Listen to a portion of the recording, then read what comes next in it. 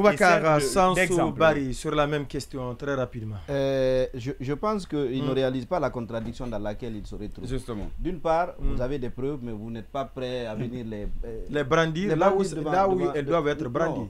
Je pense le raisonnement qu'il a, c'est celui d'un certain nombre d'activistes qui pensent qu'on peut venir raconter tout dans la presse sans être obligé de démontrer la véracité de cela, apporter les éléments de preuve de ce qu'on avance.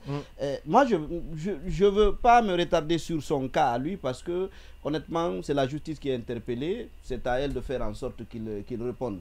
Il n'y a pas à dire je ne répondrai pas, je ne serai pas jugé. Non, pour moi, ce débat-là, ce n'est pas à lui de le mener. C'est à la justice de nous dire ce qu'il faut en faire.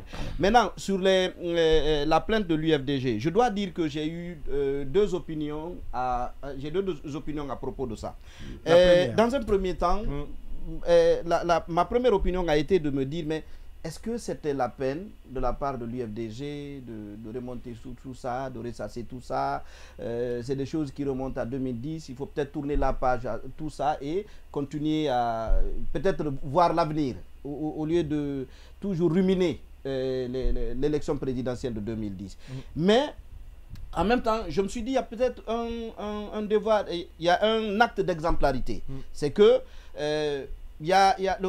en Guinée, beaucoup de citoyens, parce que certainement, ils n'ont pas confiance en la justice, quelquefois, même quand ils sont victimes d'un certain nombre de griefs, voilà, abandonner, vous laisser, se résigner. D'ailleurs, on dit ici que un mauvais arrangement vaut mieux qu'un bon procès. C'est un peu le slogan qu'on envoie. Qu'on brandit. Voilà. Finalement, je me dis, du coup, peut-être que le fait de venir, de convoquer, de porter plainte contre Madi Fing, ça devrait pouvoir nous aider. S'il est établi que ce qu'il dit n'est pas authentique, n'est pas été, et c'est ce que moi, je commence à me dire que c'est vraiment ça, parce que je dis encore une fois, on ne peut pas avoir les preuves et ne pas oser venir les présenter à la justice.